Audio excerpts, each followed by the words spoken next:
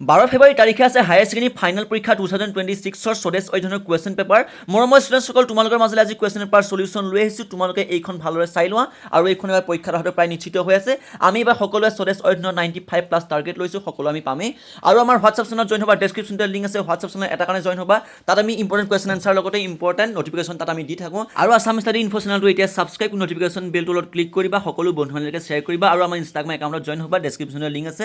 তো let's start. Dear students, তোমালোকৰ মাজত প্ৰথমতে মই লং কুৱেশ্যনখিনি লৈ আহিছোঁ। লং কুৱেশ্যনখিনি খুবেই গুৰুত্বপূৰ্ণ আৰু এবাৰ পৰীক্ষা তোমালোকৰ আহিব। এইখিনি 2, 3, 4, 5 এনেকুৱা নম্বৰ আহিব এইখিনি কুৱেশ্যনত। আৰু ইয়াৰ আগৰখিনি মই শ্বৰ্ট কুৱেশ্যনখিনি লাষ্টত দিবলৈ চেষ্টা কৰিছোঁ। তোমালোকে ভালদৰে এতিয়া প্ৰথমতে লং কুৱেশ্যনখিনি লোৱা। লং কুৱেশ্যনখিনি খুবেই গুৰুত্বপূৰ্ণ, ডাইৰেক্ট গোটেই তোমালোকে বেছি নম্বৰ পাই যাবা আৰু ভালদৰে লিখি লোৱা।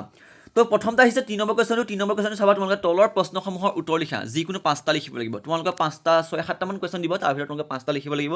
তো তোমালোকে চাই লোৱা, যিকেইটা পাৰা তোমালোকে সেইকেইটা লিখিবা। মই তোমালোকে গোটেইকেইটা দেখাবলৈ চেষ্টা কৰিছোঁ। এই নম্বৰ কুৱেশ্যনটো কৈছে যে জৈৱিক আৰু অজৈৱিক সম্পদৰ মাজত থকা পাৰ্থক্য বিচাৰ কৰা। আৰু এই কুৱেশ্যনটো খুবেই গুৰুত্বপূৰ্ণ আৰু এইটো যিটো কুৱেশ্যন আছে, এই কুৱেশ্যনটো ছেকেণ্ডেৰী কুৱেশ্যন নহয়, এইটো তোমালোকে 7-8তে তোমালোকে পাই আহিছা।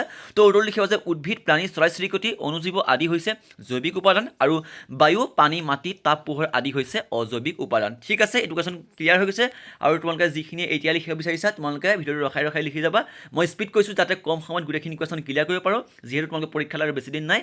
আৰু যোনখিনি পাছত লিখিব বিচাৰিছা, তোমালোকে স্ক্ৰীনশ্বট মাৰি ল'বা, পাছত তোমালোকে লিখি ল'বা ভিডিঅ'টো চোৱাৰ পাছত। কুৱেশ্যন নম্বৰ বি কৈছে যে অসমৰ জনগাঁথনিৰ বৈশিষ্ট্য চমুকৈ আলোচনা কৰা। তো এই কুৱেশ্যনটোৰ উত্তৰটো লিখিবলৈ হ'লে অসমৰ জনগাঁথনিৰ বৈশিষ্ট্যসমূহ হ'ল, এইকেইটা কুৱেশ্যন 5 নম্বৰ আহিব পৰীক্ষাত আহিলে। তো 1 নম্বৰতে কৈছে যে আহোম জনগোষ্ঠী। আহোম জনগোষ্ঠীটো তোমালোকে অলপ বিষয়ে তাৰ বিষয়ে লিখি দিবা। ঠিক আছে, আহোম জনগোষ্ঠীৰ বিষয়ে মই অলপ কৈ দিছোঁ, তোমালোকে ভালদৰে লিখি লোৱা। আহোমসকল অসমৰ এটি উল্লেখযোগ্য জাতি। আহোমসকল টাইৰ জাতিৰ লোক হয় আৰু টাইসকল দক্ষিণ পূব এছিয়াৰ এটি প্ৰধান জাতি হয়। উজনি অসমৰ জিলাকেইখন এই আহোমসকলৰ প্ৰধান বসতিস্থল হয়। আৰু খংপূব কেইবা শতিকাৰো আগতেই এইবিলাকৰ প্ৰব্ৰজন আৰম্ভ হয় আৰু চীন দেশৰ খাৰুৱা উপত্যকা অঞ্চলতে যদিও টাইসকলৰ আদি বাসস্থান, তথাপি ভাষা আৰু সংস্কৃতি উভয় বিষয়তে আহোমসকলৰ ওপৰত চীনা সংস্কৃতিৰ প্ৰভাৱৰ মাত্ৰ নিচেই তাকৰ। ঠিক আছে, এইবুলি কোৱা হৈছে। আৰু তোমালোকে 1 নম্বৰ যিটো অপশ্যনটো, এই অপশ্যনটো ভালদৰে লিখি লোৱা। অপশ্যন নহয়, একচুৱেলি এইটো পইণ্ট হয়, আৰু তোমালোকে পইণ্ট দি লিখিবলৈ চেষ্টা কৰিবা, তেতিয়া তোমালোকে গোটেই নম্বৰ পাবলৈ সুবিধা হয়। কুৱেশ্যন নম্বৰ বিৰ 2 নম্বৰৰ অপশ্যনটোক আমি ক'বলৈ ধৰিছোঁ, 2 নম্বৰ টপিকটো। কেওট বা কৈৱৰ্ত জনগোষ্ঠী। প্ৰথমতে আমি কি পঢ়িলোঁ? আহোম জনগোষ্ঠী, আৰু নেক্সট আমি পঢ়িম এতিয়া কেওট বা কৈৱৰ্ত জনগোষ্ঠী। এইটো তোমালোকে লিখিলা। সংস্কৃতি শব্দ কৈৱৰ্তৰ পৰা কিবত কেওট শব্দৰ সৃষ্টি হৈছিল। অনাৰ্য আৰু অষ্ট্ৰিক মংগোলীয় প্ৰজাতিৰ লোক এই কেইসকলে কৰ্ম অনুযায়ী পিছলৈ জালোৱা কেওট আৰু হালোৱা কেওট আদি উপগোটত বিভক্ত হৈছিল। আৰু উদাহৰণস্বৰূপে তোমালোকে চাবা যে খেতি বাতি কাম কৰা বা খেতি বাতিৰ বাবে সঁজুলি বনোৱা লোকসকললৈ কেওট হ'ল। আৰু বাকী যিখিনি আছে পুৰণি কালত জীৱিকাৰ বাবে মাছ ধৰা কামৰ বাবে যিকোনো জাল, খালৈ আদি বিনাই নিজৰ জীৱিকা নিৰ্বাহ কৰিছিল, তেওঁলোকে হৈছে কি হৈছে? তেওঁলোকে হৈছে কেওট। কৈৱৰ্ত আৰু কেওটৰ বিষয়ে তোমালোকে জানিলে। নেক্সট তোমালোকৰ মাজলৈ আহিলে 3 নম্বৰ কাৰ্বি জনগোষ্ঠী। কাৰ্বি জনগোষ্ঠী তোমালোকে ভালদৰে চাই লোৱা, আৰু মই গোটেইকেইটা কৈ নাথাকোঁ, গোটেইকেইটা কৈ থাকিলে তোমালোকৰ টাইমটো এনেই লছ হ'ব, গতিকে তোমালোকে ভালদৰে লিখি লোৱা। আৰু যদি কিবা বুজি নোপোৱা তেনেহ'লে আমাক কমেণ্ট বক্সত জনালেই হ'ল, আমি তোমালোকৰ হোৱাটছআপ চেনেলত জনাই দিবলৈ চেষ্টা কৰিম। তোমালোকে আমাৰ হোৱাটছআপ চেনেলত জইন হ'ব, ডেছক্ৰিপশ্যনতে লিংক আছে। ঠিক আছে, 4 নম্বৰত কোৱা হৈছে বড়ো জনগোষ্ঠীৰ বিষয়ে আছে। 3 নম্বৰতে আছিলে কি? কাৰ্বি জনগোষ্ঠী, বড়ো জনগোষ্ঠী, আৰু 5 নম্বৰতে হৈছে মৰাণ জনগোষ্ঠী। ঠিক আছে, তোমালোকে এইকেইটা ভালদৰে লিখি লোৱা, মই দেখাই দিলোঁ। পাৰিলে তোমালোকে যদি কিবা থাকি গৈছে তেনেহ'লে আপোনালোকে ভিডিঅ'টো ৰখাই ৰখাই লিখি ল'বা। মই স্পীড কম, যাতে কম সময়ত গোটেইখিনি কুৱেশ্যন ক্লিয়াৰ কৰিব লাগিব, যিহেতু তোমালোকৰ পৰীক্ষালৈ আৰু বেছি দিন নাই। তাৰপাছতে কৈছে যে মিচিং জনগোষ্ঠী। 6 নম্বৰতে কোৱা হৈছে মিচিং জনগোষ্ঠীৰ বিষয়ে লিখা হৈছে। তোমালোকে মিচিং জনগোষ্ঠীৰ বিষয়ে সকলোৱে জানাই, তথাপিতো তোমালোকে ভালদৰে পেৰাগ্ৰাফটো চাই লৈ লিখি ল'বা। আৰু তোমালোকে যিমান পাৰা সাজি লিখিবলৈ চেষ্টা কৰিবা, তেতিয়া তোমালোকে মানে নিজৰ মনটো ভাল হয় আৰু ফ্ৰেছ হয়, আৰু লগতে নম্বৰ দিবলৈ ভাল হয়। 6C আছে, মাজুলী দ্বীপ কিয় ইমান গুৰুত্বপূৰ্ণ ব্যাখ্যা কৰা। ঠিক আছে, তো 3 নম্বৰ কুৱেশ্যনটো কোৱা হৈছে যে মাজুলী দ্বীপ কিয় ইমান গুৰুত্বপূৰ্ণ ব্যাখ্যা কৰা। এইটো তোমালোকে পৰীক্ষাত আহিব, গতিকে তোমালোকে ভালদৰে লিখিবা। 5 নম্বৰ আহিব পৰীক্ষাত, 5 নম্বৰ তোমালোকে গোটেইটো ল'ব লাগিব, 5 বা 6 নম্বৰ আহি যাব পাৰে। ঠিক আছে, তো উত্তৰটো তোমালোকে লিখিবা অসমৰ ব্ৰহ্মপুত্ৰ নদীৰ মাজত থকা এটা বৃহৎ নদীদ্বীপ আৰু অসমৰ এখন জিলা। তোমালোকে জানাই এইটো মাজুলীৰ পৰা তোমালোকে সৰুৰ পৰা মাজুলীৰ কথা শুনি আহিছে, গতিকে মাজুলীৰ বিষয়ে তোমালোকে লিখিবা, সত্ৰখিনিৰ বিষয়ে লিখিবা, মাজুলীত কি কি পোৱা যায়, কি কি জনগোষ্ঠী আছে, সকলোখিনি তোমালোকে লিখি দিবলৈ চেষ্টা কৰিবা। ঠিক আছে, সেইকাৰণে গুৰুত্বপূৰ্ণ বুলি লাষ্টত তোমালোকে লিখি দিবা। মই গোটেই পেগাজটো হ'লেও দেখাই দিছোঁ তোমালোকক, তোমালোকে ইয়াৰ পৰাও লিখিব পাৰিবা।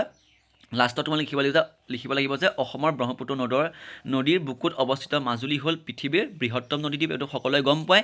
বৃহত্তম নদীদ্বীপ হোৱাৰ লগতে মাজুলীখন অসমৰ বৈষ্ণৱ সংস্কৃতিৰো প্ৰাণকেন্দ্ৰ হয়। আগে যোৰহাট জিলাৰ অন্তৰ্ভুক্ত আছিল আৰু যদিও এতিয়া কি হৈছে 2016 চনৰ পৰা মাজুলী এখন সুকীয়া জিলা হিচাপে স্বীকৃতি লৈছে এইটো সকলোৱে শুনি আহিছা ঠিক আছে এইটো কুৱেশ্যন ক্লিয়াৰ হৈছে তোমালোকৰ তাৰপিছত আমি নেক্সট কুৱেশ্যনলৈ আগবাঢ়িছোঁ ভাৰতবৰ্ষত প্ৰৱেশ কৰাৰ পৰা ব্ৰহ্মপুত্ৰ নদীৰ গতিপথৰ এটা চমু বৰ্ণনা দিয়া এই কুৱেশ্যনটো কিন্তু খুবেই গুৰুত্বপূৰ্ণ পৰীক্ষা 2026 বৰ্ষত হায়াৰ ছেকেণ্ডেৰী পৰীক্ষাত অহাটো প্ৰায় নিশ্চিত হৈ আছে 12 ফেব্ৰুৱাৰী তাৰিখে তো তোমালোকে উত্তৰটো লিখি লোৱা উত্তৰ লিখিবা ব্ৰহ্মপুত্ৰৰ উচ্চ কৈলাশ গিৰিমালাৰ পৰা তোমালোকে সেইকণৰ পৰা লিখিবা একেবাৰে লাষ্টত জলাধৰাই হ'ল ব্ৰহ্মপুত্ৰ নদী আৰু আছে মই তোমালোকে দেখাবলৈ চেষ্টা কৰিম ঠিক আছে এইটো তোমালোকে পৰীক্ষাত আহিলে কিমান নম্বৰ আহিব পৰীক্ষাত 3 নম্বৰ আহিব গতিকে তোমালোকে গোটেই পেৰেগ্ৰাফটো লিখি তোমালোকে ভাবিব পাৰা যে ইয়াত পেৰেগ্ৰাফটো মানে সৰু হৈছে এইকণত আমি 3 নম্বৰ পৰা পাম নেকি তো ইয়াত প্ৰিণ্ট কৰা লিখাৰ কাৰণে অলপ সৰু সৰু দেখা পাইছা কিন্তু যেতিয়া তোমালোকে নিজৰ পৰীক্ষা বহি লিখিবা এটা ভাল পেজ হ'ব ঠিক আছে এই কুৱেশ্যনটো ক্লিয়াৰ আমি নেক্সট কুৱেশ্যনলৈ আগবাঢ়িছোঁ কুৱেশ্যন নম্বৰ এফ আহিছে কুৱেশ্যন নম্বৰ এফটোত কৈছে যে জৈৱ বৈচিত্ৰ্যৰ সূচকৰ বিষয়ে চমুকৈ আলোচনা কৰা জৈৱ বৈচিত্ৰ্যৰ সূচকৰ বিষয়ে চমুকৈ আলোচনা কৰা তো তোমালোকে ভালদৰে লিখি লোৱা মই স্ক্ৰীনত দেখাই দিছোঁ গোটেইখিনি ভালদৰে উত্তৰটো কৈছে যে এটা সম্প্ৰদায়ৰ প্ৰজাতিসমূহৰ গাণিতিকভাৱে কৰা যোগ বা মাপক বিস্তৃততাৰ সূচক বোলা হয় এইকণৰ পৰা লিখা একেবাৰে লাষ্টত আছে কি বিশেষ প্ৰভাৱ নেপেলায় সেইকণলৈকে ভালদৰে লিখি লোৱা এইটো পেজত ঠিক আছে এইটো কুৱেশ্যন ক্লিয়াৰ হৈছে তোমালোকে থাকি গ'লে ভিডিঅ'টো ৰখাই ল'বা আৰু নতুনকৈ চেনেলটো ছাবস্ক্ৰাইব কৰি নটিফিকেশ্যন বেলটো অলপ ক্লিক কৰি দিবা আৰু আমাৰ হোৱাটছআপ চেনেলত জইন হ'বা হোৱাটছআপ চেনেলত তোমালোকে এটা কাৰণে জইন হ'বা তাত আমি ইম্পৰ্টেণ্ট কুৱেশ্যন আনচাৰ আলোচনা কৰোঁ লগতে ইম্পৰ্টেণ্ট আপডেটসমূহ আহি থাকিলে হায়াৰ ছেকেণ্ডেৰী মেট্ৰিক পৰীক্ষাৰ তাতে তোমালোকে প্ৰথমতে দিয়া হয় গতিকে তোমালোকে আমাৰ হোৱাটছআপ চেনেলটো জইন হোৱাটো খুবেই গুৰুত্বপূৰ্ণ আৰু মোৰ ষ্টুডেণ্টসকল তোমালোকে প্ৰত্যেকজন ষ্টুডেণ্টকে শ্বেয়াৰ কৰিব যাতে সকলোৱে এবাৰ 95+ পায় স্বদেশ অধ্যয়নত কুৱেশ্যন নম্বৰ 4 কৈছে যে মানচিত্ৰ অভিক্ষেপ বুলিলে কি বুজা মানচিত্ৰ অভিক্ষেপৰ মুখ্য বিভাগ কেইটাৰ মূল পাৰ্থক্যসমূহ উল্লেখ কৰা আৰু এই কুৱেশ্যনটো দুটা কুৱেশ্যন এটেচ কৰি দিয়া হৈছে এইটো কুৱেশ্যন পৰীক্ষাত আহিলে 2 নম্বৰ আহিব গতিকে তোমালোকে লিখিবা তোমালোকে লিখি ল'বা ভালদৰে স্ক্ৰীনত দেখাই দিছোঁ উত্তৰটো ভালদৰে লিখি ল'বা ঠিক আছে স্ক্ৰীনশ্বট মাৰি লোৱা স্ক্ৰীনশ্বট মাৰি ল'বা আৰু এতিয়া লিখি যোৱাকেইটাই এতিয়াই ভিডিঅ'টো ৰখাই লিখি যাবা আৰু অথবাদি আৰু এটা কুৱেশ্যন ইয়াত এটেচ কৰি দিয়া হৈছে অথবা মানে যিকোনো এটা তোমালোকে কৰিলে হ'ল এই কুৱেশ্যনটো মানে তোমালোকে 4 নম্বৰ কুৱেশ্যনটোৰ যিকোনো এটা কৰিলে হ'ল কুৱেশ্যনটো কৈছে যে ভূগোল অধ্যয়নত দূৰ সংবেদনত গুৰুত্বপূৰ্ণ আলোচনা কৰা মানচিত্ৰ অংকনত ভৌগোলিক তথ্য ব্যৱস্থাৰ প্ৰয়োগ সম্পৰ্কে চমুকৈ লিখা এই কুৱেশ্যনটোৰ উত্তৰটো চাই লোৱা উত্তৰটো কৈছে ভূগোল অধ্যয়নত দূৰ সংবেদনৰ গুৰুত্ব সেইৱেদি গোটেই পেৰেগ্ৰাফটো লিখি দিয়া হৈছে গোটেই পেৰেগ্ৰাফটো লিখি লোৱা নেক্সট পেৰেগ্ৰাফ আছে এইটো কুৱেশ্যনৰ লং কুৱেশ্যন হৈছে তোমালোকে ভালদৰে লিখি ল'বা আৰু কিন্তু এইকেইটা কুৱেশ্যন খুবেই গুৰুত্বপূৰ্ণ তোমালোকে গুৰুত্ব সহকাৰে চাবা শ্বৰ্ট কুৱেশ্যনখিনিতকৈ এইকেইটা কুৱেশ্যন খুবেই গুৰুত্বপূৰ্ণ এইকেইটা কুৱেশ্যন যদি তোমালোকে জানা তেনেহ'লে যদি তোমালোকে পৰীক্ষাত কৰি থৈ আহা তেনেহ'লে তোমালোকে ইজি নাম্বাৰ বহুত গেইন হ'ব ঠিক আছে লং কুৱেশ্যনখিনি সদায় তোমালোকে গুৰুত্বপূৰ্ণভাৱে চাবা 1 নম্বৰ 2 নম্বৰ কেইটা টপিককেইটা লিখি ল'বা সংগ্ৰহ আৰু সংৰক্ষণ ঠিক আছে ইনপুট কনভাৰচেশ্যন চাবা তাৰপিছতে নেক্সট আহিলে 4 নম্বৰ অপশ্যনটো কৈছে যে পইণ্টটোত উৎপাদন প্ৰডাকশ্যন ঠিক আছে প্ৰডাকশ্যনটো লিখি লোৱা বিশ্লেষণৰ মাধ্যমেৰে নিঃসৰণ কৰি উলিওৱা ফলাফলক বিভিন্ন উপাদানেৰে যেনে গ্ৰাফ বা লেখনি চিত্ৰ আৰু দণ্ডচিত্ৰ জ্যামিতিক চিত্ৰ মানচিত্ৰ তালিকা ৰেখাচিত্ৰ বিৱৰণী প্ৰতিবেদন আদি প্ৰস্তুত কৰি উলিওৱাকে উৎপাদন আউটপুট বুলি কোৱা হয় মানে আউটপুট ইয়াত প্ৰথমতে আছিলে ইনপুট হয় নহয় এতিয়া তোমালোকে কৈছে যে আউটপুট এনেদৰে পোৱা সঠিক তথ্যৰ দ্বাৰা বিভিন্ন বিষয়ক সিদ্ধান্ত গ্ৰহণ কৰিবলৈ সহজসাধ্য হৈ পৰে এই কুৱেশ্যনটো চাই লোৱা উত্তৰটো মই PDF বনাই দিয়া নাই PDF বনালে তোমালোক কি হয় PDF বনালে ইয়াৰ ভিডিঅ'ৰ কোৱালিটিটো ডাউন হৈ যায় গতিকে মই স্ক্ৰীনশ্বট মাৰি তোমালোকক দেখাইছোঁ নেক্সট কুৱেশ্যনটো কৈছে যে অসমৰ পৰিৱেশ বিনষ্ট হোৱাৰ কাৰণসমূহ চমুকৈ ব্যাখ্যা কৰা এইটো সকলোৱে গম পোৱা আৰু যিখিনি জিঅ'গ্ৰাফী ল'বা তোমালোকে এইবিলাক কুৱেশ্যন আহিব পাৰে কিন্তু পৰিৱেশ সংৰক্ষণৰ বাবে ভাৰতবৰ্ষত সংঘটিত মুখ্য আন্দোলনসমূহ উল্লেখ কৰা আৰু ইয়াত দুটা কুৱেশ্যন মানে এটেচ কৰি দিয়া হৈছে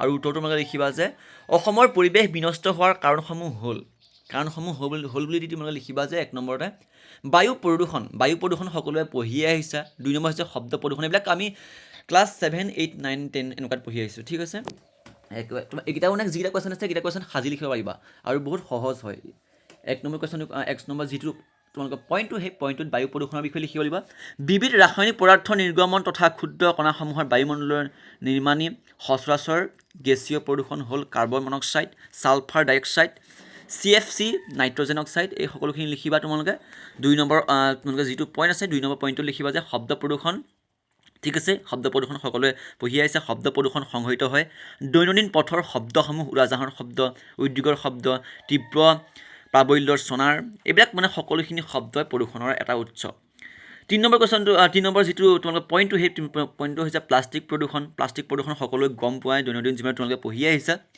4 নম্বৰত কোৱা হৈছে ভূমি প্ৰদূষণ তোমালোকে পঢ়ি আহিছা আণৱিক প্ৰদূষণটো তোমালোকে চাবা আণৱিক প্ৰদূষণটো মই কৈ দিছোঁ বিংশ শতিকাৰ আণৱিক ক্ষেত্ৰখনত ঘটা কাৰ্যকলাপ যেনে পাৰমাণৱিক শক্তি উৎপাদন আৰু আণৱিক যুদ্ধাস্ত্ৰৰ মানে যুদ্ধ অস্ত্ৰৰ কথা কোৱা হৈছে গৱেষণা পণ্য উৎপাদনৰ ক্ষেত্ৰসমূহৰ লগতে বিনষ্টকৰণে তেজস্ক্ৰিয় প্ৰদূষণক অৰিহণা যোগাইছে এইটো হৈছে আণৱিক প্ৰদূষণৰ এটা অংশ তাৰপিছত 6 নম্বৰ পইণ্টটোত কোৱা হৈছে জল প্ৰদূষণটো খুবেই গুৰুত্বপূৰ্ণ জল প্ৰদূষণটো সকলোৱে গম পাইছে জল প্ৰদূষণ অৰিহণা যোগাইছে ব্যৱসায়িক তথা ঔদ্যোগিক প্ৰতিষ্ঠানসমূহ মানে অৰ্থাৎ কল কাৰখানাৰ পৰা ওলোৱা যিখিনি গেলা পচা পানী সেইখিনি আমাৰ পানীত যেতিয়া মিলিত হয় সেইখিনি পানী প্ৰদূষণ হৈ যায় জল প্ৰদূষণ হয় সকলোখিনি তোমালোকে চাই ল'বা জল প্ৰদূষণ আণৱিক প্ৰদূষণ ভূমি প্ৰদূষণ প্লাষ্টিক প্ৰদূষণ শব্দ প্ৰদূষণ আৰু বায়ু প্ৰদূষণৰ বিষয়ে তোমালোকে ভালদৰে চাই ল'বা ঠিক আছে মৰমৰ ষ্টুডেণ্টসকল আজি তোমালোকৰ মাজলৈ মই স্বদেশ অধ্যয়নৰ এইটা কুৱেশ্যন লৈ আহিছোঁ আৰু তোমালোকৰ নেক্সট ভিডিঅ'ত স্বদেশ অধ্যয়নৰ মই লৈ আহিম MCQ মানে তোমালোকৰ শ্বৰ্ট কুৱেশ্যনখিনি আৰু ঠিক আছে MCQটো তোমালোকে নাহে শ্বৰ্ট কুৱেশ্যনখিনি তোমালোকৰ মাজলৈ লৈ আহিম ঠিক আছে গতিকে তোমালোকে ভালদৰে আমাৰ এইখিনি ভিডিঅ' চাই থাকিবা আৰু গুৰুত্বপূৰ্ণভাৱে আজি যিকেইটা কুৱেশ্যন দিলোঁ এইকেইটা কুৱেশ্যন ভালদৰে লিখি লোৱা বাকী ছাবজেক্টখিনিও চাবা ইংলিছ আছামিজ ছ'চিয়েল চায়েন্স বা মানে জিঅ'গ্ৰাফিৰ কথা কোৱা হৈছে জিঅ'গ্ৰাফি হিষ্ট্ৰী সকলোখিনি তোমালোকক ইয়াত দিয়া হৈছে গতিকে তোমালোকে আমাৰ চেনেলটো ভিজিট কৰি চাবা আৰু আমাৰ হোৱাটছআপ চেনেলত জইন হ'বা আৰু নতুনকৈ চেনেলটো ছাবস্ক্ৰাইব কৰি নটিফিকেশ্যন বেলটো অন কৰি সকলো বন্ধু বান্ধৱীকে শ্বেয়াৰ কৰিবা ধন্যবাদ